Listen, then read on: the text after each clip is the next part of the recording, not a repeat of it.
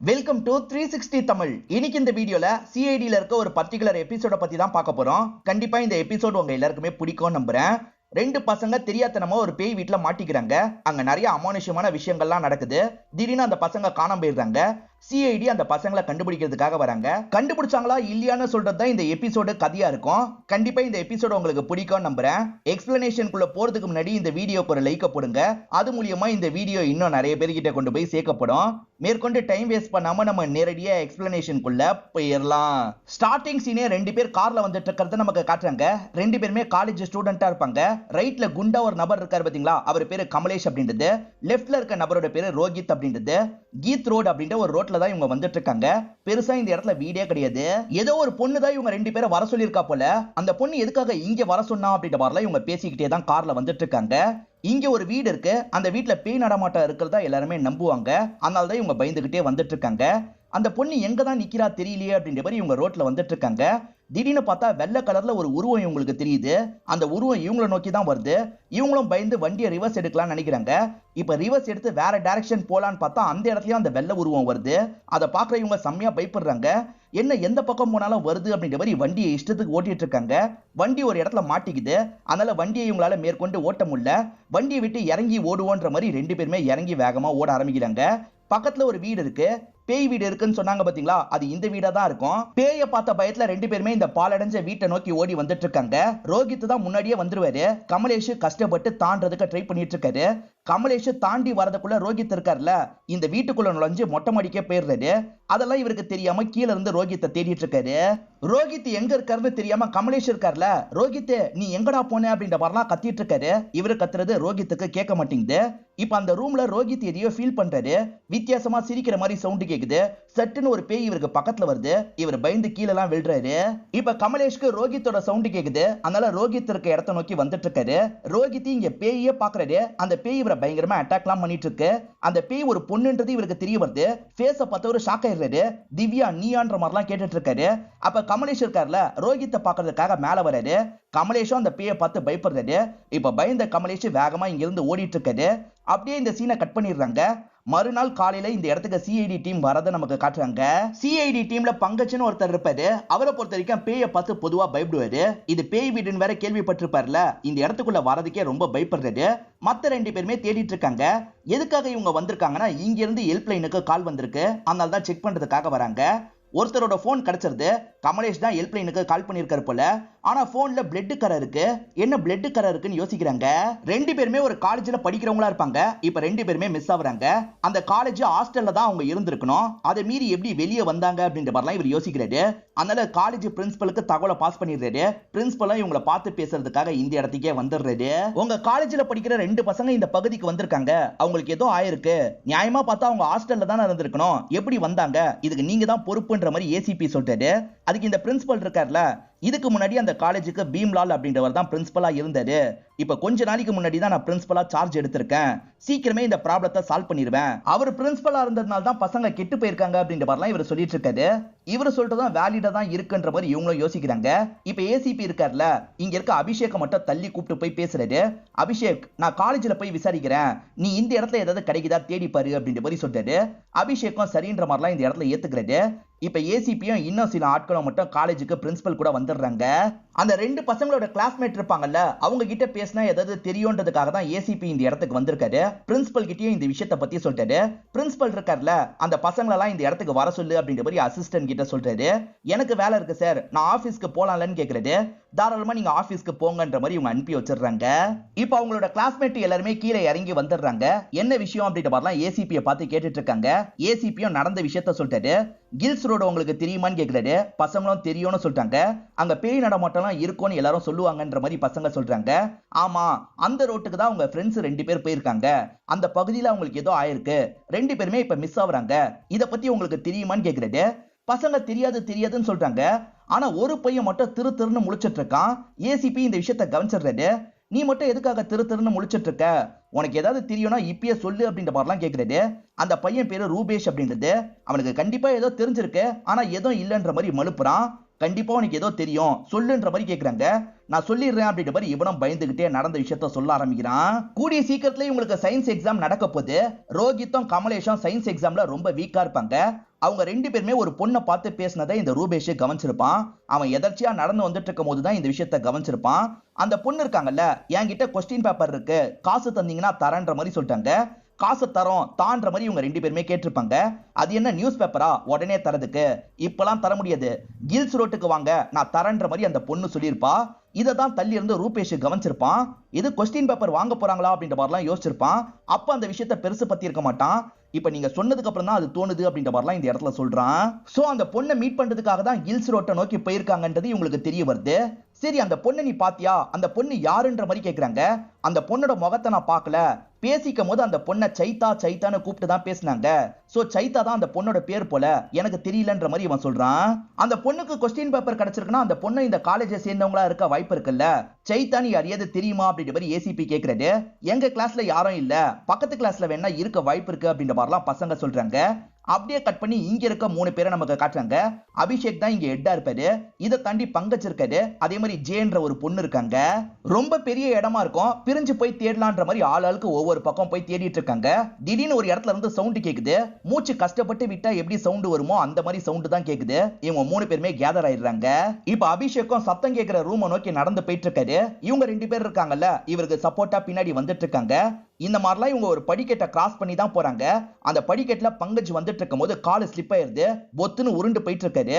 அப்படி போயிட்டு இருக்கும் போது சீக்கிரட்டா இருக்க ஒரு ரூமோட கதவை உடச்சிட்டு போய் விழுறாரு. வெளியே பார்க்க வால் மாதிரி இருக்கும், ஆனா அது ஒரு ரூமா இருக்கும். அந்த ரூம்குள்ள தான் இப்ப வந்துடுறாரு. பங்கஜ் பின்னாடி வரலன்றத கூட இவங்க கவனிக்க மாட்டாங்க.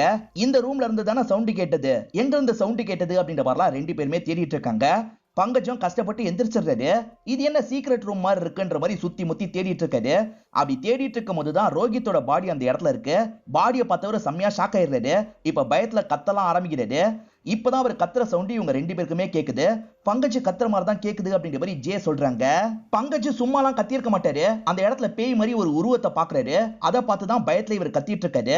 பங்கஜ் கத்துறதுனால அபிஷேக் மட்டும் அந்த இடத்துக்கு போலான்னு நினைக்கிறாரு. இப்ப வேகமா வரலாம்னு நினைக்கும் போது ஒரு இடத்துல ஸ்லிப் ஆகுது. என்ன ஸ்லிப் ஆகுதுன்னு செக் பண்ணி பாக்குறாரு. வழுக்கிற மாதிரி யாரோ செட் பண்ணி வச்சிருக்காங்க.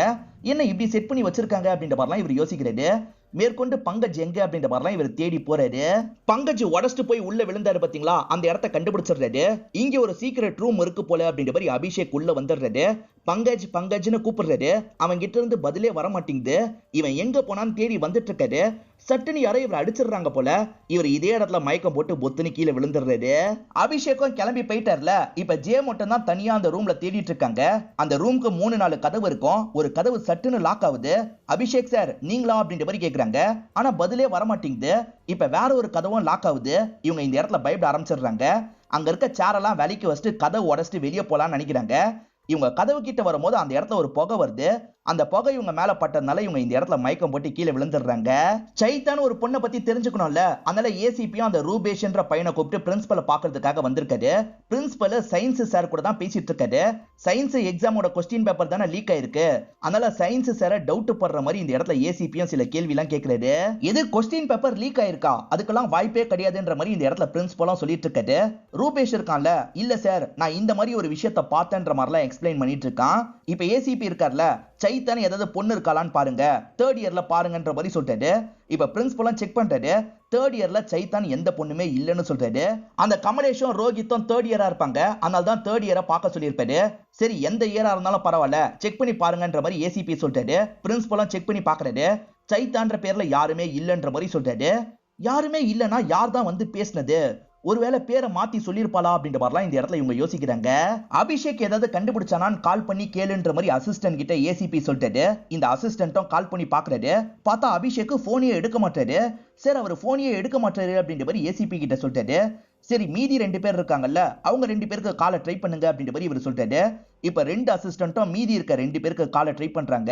அவங்களுமே போன் எடுக்க மாட்டாங்க. ஏசிபிக்கு லைட்டா பயம் வருது.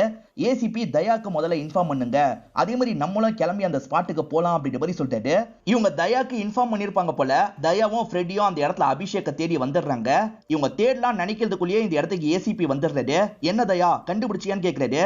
இல்ல சார் நானே இப்பதான் வந்தேன்ற மாதிரி தயா சொல்றாரு. சரி எல்லாருமே பிரிஞ்சு போய் தேடுவோன்ற மாதிரி பேசிக்கிறாங்க. ஆளுக்கு ஒவ்வொரு பக்கம் போய் தேடுற வேலையெல்லாம் பார்த்துட்டு இருக்காங்க. ஜேவை பொறுத்த வரைக்கும் ஒரு இடத்துல மயங்கி விழுந்த மாதிரி காமிச்சாங்கல்ல, இவங்க வந்து பார்க்கும் போதும் அந்த இடத்துல தான் கிடக்குறாங்க. இவங்களும் பக்கத்துல வந்து என்னாச்சு ஏதாச்சுன்னு பாக்குறாங்க. இப்ப தண்ணி எல்லாம் ஊத்தி அவங்களை எழுப்பிடுறாங்க. என்னாச்சு அப்படின்ற மாதிரி ஜே கிட்டயே கேக்குறாங்க. ஜேவும் நடந்த விஷயத்த சொல்றாங்க. கதை உடைக்கலான்னு ஓடி போனேன், அப்பதான் அங்க ஸ்ப்ரே அடிச்சது, அந்த ஸ்ப்ரேனால தான் மயங்கி விழுந்துட்டேன் அப்படின்ற மாதிரி சொல்றாங்க. இவங்க சொல்லிட்டு இருக்கும் போது வித்தியாசமா சவுண்ட் கேக்குது. இதே சவுண்ட் தான் அப்பயும் கேட்டது அப்படின்ற மாதிரி இவங்க சொல்றாங்க. எங்க இருந்து அந்த சவுண்ட் கேக்குதுன்றத ஃபாலோ பண்ணணும்னு எல்லாருமே யோசிக்கிறாங்க. அபிஷேக் படிக்கட்டுலாம் இறங்கினதுக்கு அப்புறம் தானே ஒரு இடத்துக்கு போனாரு. இப்ப தயா அந்த வழியா தான் வந்துட்டு இருக்காரு. ஆனா அந்த இடம் இப்ப க்ளோஸ் ஆயிருக்கு. தயாக்கு அங்க வழி இருக்கிறதே தெரியல. தயாவும் மத்த இடத்துல தேடிட்டு இருக்காரு. இப்ப அந்த ரூம்குள்ள இருக்க அபிஷேக் நமக்கு காட்டுறாங்க. அபிஷேக்கோட கையை யாரோ லாக் பண்ணி வச்சிருக்காங்க போல. இப்ப கண் முழிச்சிடுறாரு. பக்கத்துல தான் பங்கஜ் இருக்கான். பங்கஜ் இத கலட்டு அப்படின்ற மாதிரி எழுப்பி விட்டுட்டு இருக்காரு. இப்ப ஏசிபியும் எங்க இருந்து சவுண்ட் கேக்குது அப்படின்ற மாதிரி ஃபாலோ பண்றாரு. ஒரு ரூம்ல இருந்து தான் சவுண்ட் கேக்குது. ரூம்ல இருக்க பீரோல இருந்து தான் சவுண்ட் கேக்குது. பீரோ ஓபன் பண்ணி பாக்குறாரு. உள்ள எதுவுமே இருக்க மாதிரி தெரியல. அப்புறம் எப்படி சவுண்ட் வருது அப்படின்ற மாதிரி யோசிக்கிறாரு. அதே மாதிரி இங்க அபிஷேக் சத்தம் போட ஆரம்பிக்கிறாரு. அந்த சவுண்ட் கேட்டு தயாவும் அந்த ரூம் கதவை திறந்து உள்ள வந்துடுறாரு. என்னாச்சு, நீங்க ரெண்டு பேருமே ஓகே தானே அப்படின்ற மாதிரி அபிஷேக்கையும் பங்கஜையும் எழுப்பி விட்டுட்டு இருக்காரு. பங்கஜ் இருக்கான்ல, இந்த ரூம்ல ஒரு டெட் பாடியை பார்த்தன்ற மாதிரி சொல்றான். எங்க பார்த்த அப்படின்ற மாதிரி எல்லாருமே கேக்குறாங்க. இவனை பார்த்த இடத்த காட்டுறான். எல்லாருமே வந்து அங்க ரோஹித்தோட பாடி இருக்கிறத பாக்குறாங்க. பயங்கரமா ஷாக்லாம் ஆகுறாங்க. பங்கஜை பொறுத்த வரைக்கும் பேயெல்லாம் பார்த்தான்ல, அதை பத்திலாம் தயா கிட்ட பயந்த மாதிரி சொல்லிட்டு இருக்கான். இப்ப தயாவும் அங்க இருக்க அபிஷேக பாக்குறாரு. இவன் சொல்ற மாதிரி நீ எதையாவது பாத்தியா அப்படின்ற மாதிரி கேக்குறாரு. ஆமா, இந்த ரூம்ல வந்துட்டு இருக்கும் போது நானும் பார்த்தேன். ஆனா அது கண்டிப்பா பேய் கிடையாது, ஏதோ ஒரு ஆசாமி தான் இப்படி பண்ணிட்டு இருக்கான்னு சொல்றாரு. ஆனா பங்கஜ் ஃப்ரெடி இருக்காங்கல்ல, கண்டிப்பா பேய் தான் இந்த விஷயத்தெல்லாம் பண்ணிட்டு இருக்கு போல. இங்க பேய் நடமாட்டம் இருக்கிறதா நிறைய பேர் சொல்லுவாங்க அப்படின்ற மாதிரிலாம் சொல்லிட்டு இருக்காங்க. இப்ப அபிஷேக் ஒரு இடத்துல இருந்து கூலிங் காத்து வர மாதிரி தெரியுது. அந்த இடத்துக்கு போலான்ற மாதிரி சொல்றாரு. அதுக்கு ஃப்ரெடி இருக்கார்ல, கூலிங்கா இருக்கிற இடத்துல தான் பேய் இருக்கும்னு சொல்லுவாங்க, நம்ம போக வேணாம் அப்படின்ற மாதிரிலாம் சொல்றாரு. ஆனா அபிஷேக் கேட்க மாட்டாரு, போலான்ற மாதிரி சொல்றாரு. ஏசிபி பீரோவை ஓபன் பண்ணி பார்த்தார்ல, இப்ப ஆளுங்களை வர வச்சிடுறாரு. இந்த பீரோவை மொத்தமா தள்ளி வைங்கன்னு சொல்றாரு. இப்ப ரெண்டு பேர் சேர்ந்த மாதிரி அந்த பீரோவை தள்ளி வைக்கிறாங்க. அப்பதான் பீரோக்கு பின்னாடி சீக்கிரட்டா ஒரு இடம் இருக்கிறது தெரிய வருது. இப்ப இவங்களுமே அந்த இடத்தோட கதை ஓபன் பண்றாங்க. இவங்க கதை ஓபன் பண்ணோனே உள்ள இருந்து ஒரு நபர் கஷ்டப்பட்டு வெளியே வராரு. அந்த நபரோட தலையில கவரெல்லாம் கவுத்தி வச்சிருக்காங்க. என்ன ஏதுன்ற மாதிரி இவங்க ஓபன் பண்ணி பாக்குறாங்க. ஆக்சுவலா கமலேஷ் தான் இந்த இடத்துல இருந்திருக்கான். கமலேஷ் வாயெல்லாம் லாக்ல இருந்திருக்கும், அதனால தான் கஷ்டப்பட்டு சவுண்ட் எல்லாம் விட்டுருப்பான். அந்த சவுண்டை கேட்டுதான் இவங்க எல்லாருமே பயப்படலாம் செஞ்சிருப்பாங்க. இப்ப கமலேஷ் கிட்ட நீ தானே கால் பண்ணது, என்னாச்சு அப்படின்ற மாதிரிலாம் இவங்க கேட்டுட்டு இருக்காங்க. சைத்தான்னு ஒரு பொண்ணு எங்க கிட்ட காலேஜ்ல பேசி அறிமுகமானா, என்கிட்ட கொஸ்டின் பேப்பர் இருக்கு வாங்கிக்கிறீங்களா, இவ்வளவு காசுன்ற மாதிரி சொன்னா, அவளை நம்பி தான் நாங்க இந்த இடத்துக்கு வந்தோம். ஆனா இந்த இடத்துல நிறைய அமானுஷ்யமான விஷயங்கள் நடந்தது அப்படின்ற மாதிரி சொல்லிட்டாரு. இவங்க வர வழியில பேயெல்லாம் பார்த்தாங்கல்ல, அதை பத்திலாம் இந்த இடத்துல எக்ஸ்பிளைன் பண்ணிட்டு இருக்காரு. பேய் ரோஹித் அடிச்சதை பார்த்தேன், அதை பார்த்து பயந்து ஓடினேன். அப்படி ஓடிட்டு இருக்கும் போதுதான் பேய் என்னையும் அடிச்சிருச்சு அப்படின்ற மாதிரிலாம் இந்த பையன் பயந்த மாதிரி சொல்லிட்டு இருக்கான். அப்படியே கட் பண்ணி அபிஷேக்க காட்டுறாங்க. கூலிங் எங்க இருந்து வருதுன்னு ஃபாலோ பண்ணார்ல, ஒரு ரூம் இருக்கிறது இவருக்கு தெரிய வருது. அந்த ரூம்குள்ள தான் பவர்ஃபுல் ஏசியை யாரோ செட் பண்ணி வச்சிருக்கிறது தெரியுது. அதே மாதிரி பக்கத்துல பெட் இருக்கு, ஒரு பொண்ணு படுத்திருக்கா. என்ன பொண்ணு இங்க படுத்திருக்கா அப்படின்ற மாதிரி இவங்களும் எழுப்புறதுக்கு ட்ரை பண்றாங்க. ஆனா அந்த பொண்ணு ஆல்ரெடி இறந்து போயிருக்கா போல. அந்த பொண்ணோட பாடி கெட்டு போக கூடாதுன்றதுக்காக உடம்பு முழுக்க கெமிக்கலை தடவி வச்சிருக்காங்க. அதே சமயம் கூலிங்க இவ்வளவு பவர்ஃபுல்லா தந்திருக்காங்கல்ல, அந்த பாடி கெட்டு போக கூடாதுன்றதுக்காக தான் இப்படி பண்ணிருக்காங்கன்னு உங்களுக்கு புரியுது. இவங்க எல்லாருமே பேசிட்டு இருக்கிறத நமக்கு காட்டுறாங்க. அப்படியே இந்த சீனை கட் பண்ணிடுறாங்க. திடீர்னு பார்த்தா பிரின்சிபல் இருக்காருல, நிறைய பசங்களை இந்த இடத்துக்கு கூட்டு வந்திருக்காரு. ஏசிபி தான் பசங்களை கூட்டு வாங்கன்ற மாதிரி சொல்லியிருப்பாரு. இவர் மட்டும் இல்லாம அந்த சயின்ஸ் ப்ரொஃபஸரையும் கூட்டு வந்திருக்காரு. அதே மாதிரி கொஞ்சம் பசங்களும் இந்த இடத்துக்கு வந்திருக்காங்க. ஆனா ஏசிபி எங்கன்னு உங்களுக்கு தெரியல. கால் பண்ணி பார்க்கலான்னு பிரின்சிபலும் கால் பண்ணி பார்க்கறாரு. ஆனா கால் போகவே மாட்டேங்குது. ஒருவேளை ஏசிபிக்கும் டீமுக்கும் ஏதாவது ஆயிருக்குமான்ற மாதிரி பசங்க கேட்டுட்டு இருக்காங்க. அதெல்லாம் ஒன்னும் ஆயிருக்காது அப்படின்ற மாதிரி பிரின்சிபல் சொல்றாரு. நம்ம எல்லாருமே பிரிஞ்சு போய் தேடுவோன்ற மாதிரி சொல்றாரு. இப்ப ஆளுக்கு ஒவ்வொரு பக்கம் போயிட்டு இருக்காங்க. ஏசிபியும் டீமையும் கண்டுபிடிக்கிறதுக்காக தான் இப்படி போயிட்டு இருக்காங்க. இப்ப பிரின்சிபல் மட்டும் ஒரு பகுதியை நோக்கி வந்துட்டு இருக்காரு. அப்படி வந்துட்டு இருக்கும் போது இறந்து போன மாதிரி ஒரு பொண்ணை காமிச்சாங்கல்ல, அந்த பொண்ணு இவரோட கண்ணுக்கு தெரியறாங்க. இவருமே பார்த்து ஷாக் ஆகுறாரு. அந்த பொண்ணை அப்பா அப்பான்னு கூப்பிடுறாங்க. இவர் இருக்கார்ல, பொண்ணை தொடுற மாதிரி பக்கத்துல போறாரு. தெரியாதனமா ஒரு இடத்துல இடிச்சுக்கிறாரு. இவர் இடிச்ச சவுண்ட் கேட்டு ரூபேஷ் இந்த இடத்துக்கு வந்துடுறான். சார் உங்களுக்கு ஒண்ணும் இல்லல, நீங்க ஓகே தானேன்னு கேக்குறான். இவர் சட்டுன்னு ரூபேஷோட காலரை பிடிச்சிடுறாரு. என்கிட்டயே உன்னோட ஆட்டத்தை காட்டுறியா, நீ தானே என்னோட பொண்ணு தெரியற மாதிரி பண்ண அப்படின்ற மாதிரிலாம் இவர் கோவமா கேட்டுட்டு இருக்காரு. நான் எதுக்காக சார் உங்களை பயமுறுத்த போறேன், நான்லாம் அப்படி பண்ணல அப்படின்ற மாதிரி இந்த ரூபேஷும் சொல்லிட்டு இருக்கான். நீங்க சொல்லி உங்களுக்காக எவ்வளவு விஷயத்த தெரியுமா சார் நான் பண்ணிருக்கேன். பீம்லாலோட கதையை முடிக்கணும்னு சொன்னீங்க, அந்த பீம்லால கால் பண்ணி இந்த இடத்துக்கு வர வச்சேன். சாமர்த்தியமா அவரோட கதையை முடிச்சேன் அப்படின்ற மாதிரிலாம் இந்த பையன் சொல்றான். சோ முன்னாள் பிரின்சிபலோட கதையை இந்த பையன் தான் முடிச்சிருக்கான். இவர் சொல்லி தான் முடிச்சிருக்கான் போல. என்னடா பண்ண விஷயத்த சொல்லி காட்டுறியா, நீ என்ன மாட்டி விட்டுருவ போல அப்படின்ற மாதிரிலாம் இந்த பையனை போட்டு அடிக்கிறது. இந்த பையனை கன்னை வச்சு ஷூட் பண்ணலான்னு கன் எடுக்கிறது. திடீர்னு பார்த்தா அந்த பையனை பேய் போட்டு பயங்கரமா அட்டாக் பண்ணுது. பேய் ஆட்டோமேட்டிக்கா அவனோட காலை பிடிச்சி இழுத்துட்டு போயிட்டு இருக்கு. ஒரு பேய் அட்டாக் பண்ற மாதிரி இவங்க 2 பேர் சேர்ந்து தான் கிரியேட் பண்ணிருப்பாங்க போல. இப்போ உண்மையிலேயே அவர் ஆட்டோமேட்டிக்கா மூவ் ஆகி போறாருல, அதை பாக்குற இந்த பிரின்சிபல் ஷாக் ஆயிடுறாரு. இப்ப கன்னால அந்த இடத்த பாயிண்ட் பண்றாரு. பார்த்தா பேய் அந்த இடத்துக்கு வந்துட்டு இருக்கு. இவர் பயத்துல இங்க இருந்து வேகமா ஓடிட்டு இருக்காரு. இவர் ஓடிட்டு இருக்கும் போது சட்டுன்னு தயா எதிர வந்துடுறாரு. எங்க பிரின்சிபல் ஓடுறீங்கன்ற மாதிரி லாக் பண்ணிடுறாரு. நீங்க பண்ண எல்லா விஷயங்களும் எங்களுக்கு தெரிய வந்துருச்சு, அதனால கொஞ்சம் அமைதியா உட்காருங்கன்ற மாதிரி புடிச்சு தள்ளி விடுறாரு. ஆக்சுவலா பேய் மாதிரி பயம்புத்துனது பங்கஜோட வேலையா தான் இருக்கும். இப்ப இந்த பிரின்சிபலும் காயப்பட்ட மாதிரி கீழே விழுந்துடுறாரு. அந்த ரூபேஷை யாரோ இழுத்துட்டு போன மாதிரி காமிச்சாங்க பாத்தீங்களா. ஆக்சுவலா கண்ணுக்கு தெரியாத ஒரு த்ரெட்டை போட்டு இவங்க தான் லாக் பண்ணி இழுத்துருப்பாங்க. அந்த பையனை பேய் தான் பண்ணுச்சு அப்படின்ற மாதிரி ரொம்ப பயந்து போயிருப்பான். இப்ப அந்த பையனையும் அடிச்சு இந்த இடத்துக்கு இழுத்துட்டு வந்துடுறாங்க. இவங்க 2 பேர் உட்காந்துட்டு இருக்கும் போது திவ்யா திரும்பி கண்ணுக்கு தெரியுறாங்க, பேசிட்டுலாம் இருக்காங்க. ஆக்சுவலா திவ்யா பேசுற மாதிரி இவங்க தான் செட் பண்ணிருப்பாங்க. திவ்யாவை 3D டெக்னாலஜில நீங்க வர மட்டும் தான் வச்சீங்க, நாங்க பேசவே வச்சிட்டோம் அப்படின்ற மாதிரி சிஐடி டீமை சேர்ந்தவங்க சொல்றாங்க. இறந்து போன பொண்ணு யாருன்னு விசாரிச்சிருப்பாங்க. பிரின்சிபலோட பொண்ணுன்றது இவங்களுக்கு தெரிய வந்திருக்கும். அதே மாதிரி பீம்லால் இறந்து போய் தான் இவர் பிரின்சிபலா மாறி இருக்காருன்னு தெரிய வந்திருக்கும். சோ இவர் தான் கண்டிப்பா ஏதோ ஒரு வேலை பண்ணிருக்காருன்னு இவங்க கண்டுபிடிச்சிருப்பாங்க. ரோஹித்தை நீங்க தான் திட்டம் போட்டு கொலை பண்ணிருக்கீங்க, எதுக்காக இந்த விஷயத்த பண்ணீங்க, ஒழுங்கா சொல்லுங்கன்ற மாதிரி சிஐடி டீமை சேர்ந்தவங்க கேக்குறாங்க. பிரின்சிபலும் சொல்ல ஆரம்பிக்கிறது. ஆக்சுவலா இவரோட பொண்ணு திவ்யா இருக்காங்கல்ல, ரோஹித்தை ஒன் சைடா லவ் பண்ணிருப்பாங்க. ஒரு ஸ்டேஜ்ல அவர்கிட்ட ப்ரொபோஸும் பண்ணிருப்பாங்க. ஆனா ரோஹித் அந்த லவ்வை ஏத்துக்க மாட்டாரு. இதனால மன உடைஞ்ச திவ்யா இருக்காங்கல்ல, சூசைட் பண்ணி இறந்து போயிருப்பாங்க. இதெல்லாம் தெரிய வந்தோன்னா பிரின்சிபல் பயங்கரமா டென்ஷன் ஆயிருப்பாரு. இவரோட தேவைக்காக தான் இவர் பிரின்சிபல் கதையை முடிச்சுட்டு இவர் பிரின்சிபலா வந்திருப்பாரு. இப்ப பொண்ணுக்காகவும் நம்ம ஏதாவது பண்ணணும் அப்படின்ற மாதிரி யோசிச்சிருப்பாரு. ரோஹித்தை பொறுத்த வரைக்கும் படிப்புல வீக்கா இருப்பான், நம்மளே ஒரு பொண்ணை செட் பண்ணி இந்த மாதிரி பேச விடலான்ற மாதிரி இவர் முடிவு பண்ணிருப்பாரு. சைத்தான் ஒரு பொண்ணு வந்தாங்கல்ல, இவர் சொல்லி தான் வந்திருப்பாங்க. ரோஹித்தை மட்டும் வர வைக்கிறது தான் இவரோட பிளானா இருக்கும். ஆனா கூட கமலேஷும் வரன்ற மாதிரி சொல்லியிருப்பான். அதையும் மேனேஜ் பண்ணிப்போம் அப்படின்ற மாதிரி இவர் அதுக்கேத்த மாதிரி பிளான் போட்டிருப்பாரு. 2 பேருமே கார்ல வந்தாங்கல்ல, அப்ப பயம்புத்துனது இவங்க 2 பேரோட வேலையா தான் இருக்கும். வேணும்ட்டே வீட்டுக்குள்ள வர வச்சிருப்பாங்க. வீட்டுக்குள்ள இவங்க 2 பேரையும் சாவடிக்கணும், அப்படி சாவடிச்சிட்டா பேய் தான் கொன்றுச்சுன்ற மாதிரி கேஸ முடிச்சிடலாம் நினைச்சிருப்பாங்க. 3D டெக்னாலஜில திவ்யாவை தெரிய வச்சிருப்பாங்க. இதனால தான் ரோஹித் திவ்யான்ற மாதிரிலாம் சொல்லியிருப்பாரு. அதே சமயம் இவங்க பொறுமையா பாடியை வெளியே போடலாம் நினைச்சிருப்பாங்க. அதுக்குள்ள சிஐடிக்கு அவனுங்கள ஒருத்தன் கால் பண்ணிட்டான்ல, அதனால தான் சிஐடி டீம் மறுநாள் காலையிலேயே வந்திருப்பாங்க. இவங்க தேவையில்லாம பிரச்சனையில மாட்டிருப்பாங்க. அந்த சீக்ரெட் ரூமை பங்கஜ் தெரியாம உடைச்சிருப்பாரு. அதனால தான் இவங்க குறிப்பா மாட்டிருப்பாங்க. அப்படி இல்லைனா கூட இவங்க தப்பிச்சிருக்க வாய்ப்பு இருக்கு. நீங்க பண்ண தப்புக்கான தண்டனை உங்களுக்கு கிடைக்கும் அப்படின்ற மாதிரி ஏசிபி இந்த இடத்துல சொல்றாரு. இதோட இந்த எபிசோட நமக்கு முடிச்சிடுறாங்க. இந்த எபிசோட்ல வந்த ட்விஸ்ட் அண்ட் டர்ன்ஸ்லாம் உங்களுக்கு பிடிச்சிருக்கும் நம்புறேன். இந்த வீடியோ உங்களுக்கு பிடிச்சிருந்ததுன்னா லைக் பண்ணுங்க, கமெண்ட் பண்ணுங்க, மறக்காம 360 தமிழ் சேனலை சப்ஸ்கிரைப் பண்ணுங்க. தொடர்ச்சியா இந்த மாதிரி வீடியோக்கள் வந்துகிட்டே தான் இருக்கும்.